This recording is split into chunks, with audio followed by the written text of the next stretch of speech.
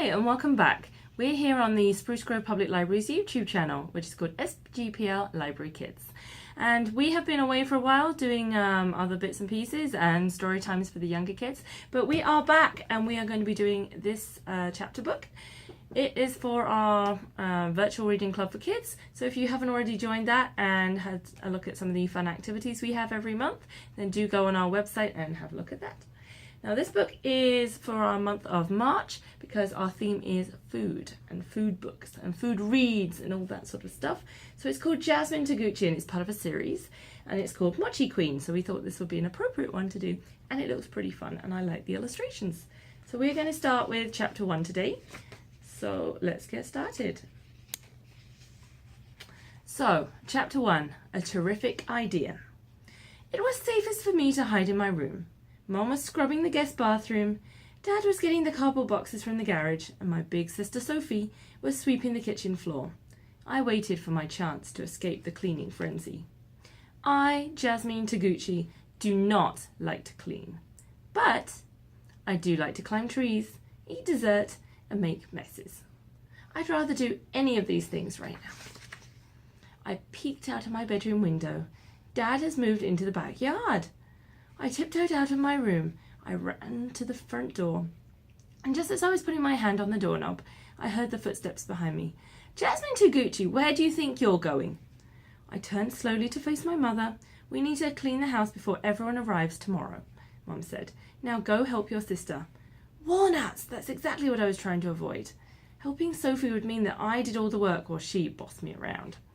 I already finished sweeping, Sophie announced from the next room. Scattered across the kitchen floor, small mounds of dust and bits of trash sat like sand dunes on the beach. Except this was no vacation. You can pick it all up. I'll let you know if you do a good job. Sophie is 2 years older than me. She thinks that makes her my boss. If that weren't annoying enough, she also gets to do everything before me. She even started piano lessons this year, and I have to wait another year. Not that I really want to play the piano, but Sophie was always the expert. She thought she was smarter and better than me.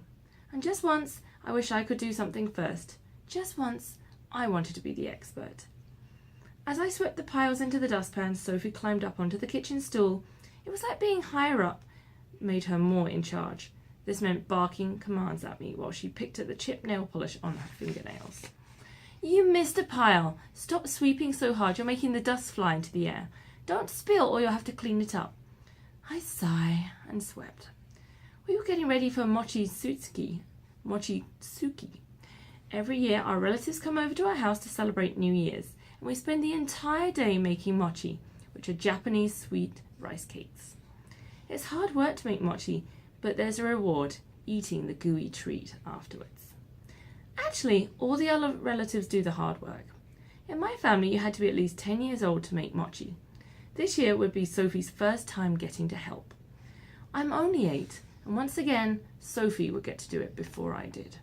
By the time I was 10 and got to make mochi too, she would be an expert and boss me around.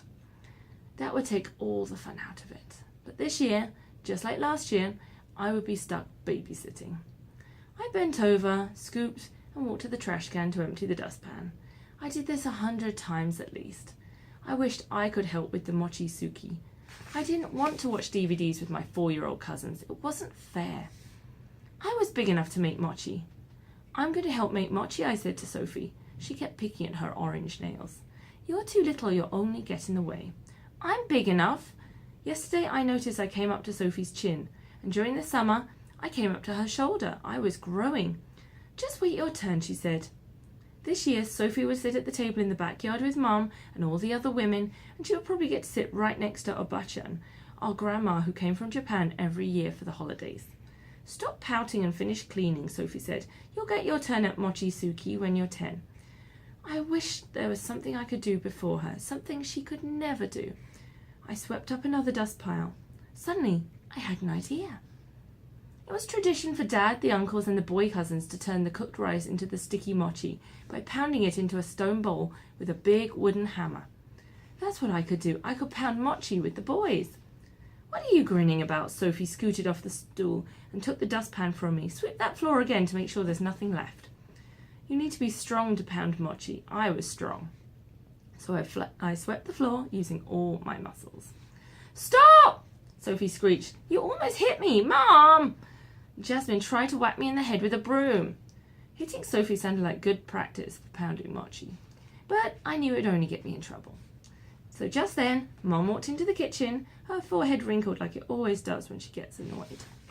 "Jasmine Taguchi, you know better than that. Go clean your room if you can't work well with your sister." I handed my broom to Sophie with a smile and skipped to my room to work on my terrific idea. And that's the end of chapter 1. So there we go. We are reading Mochi Queen, and we will carry on with more chapters soon.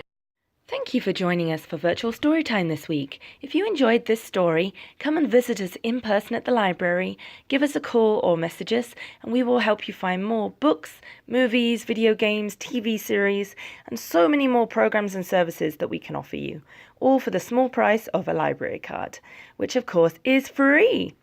And don't forget to subscribe to our YouTube channel, SGPL Library Kids. So thank you once again, and bye-bye.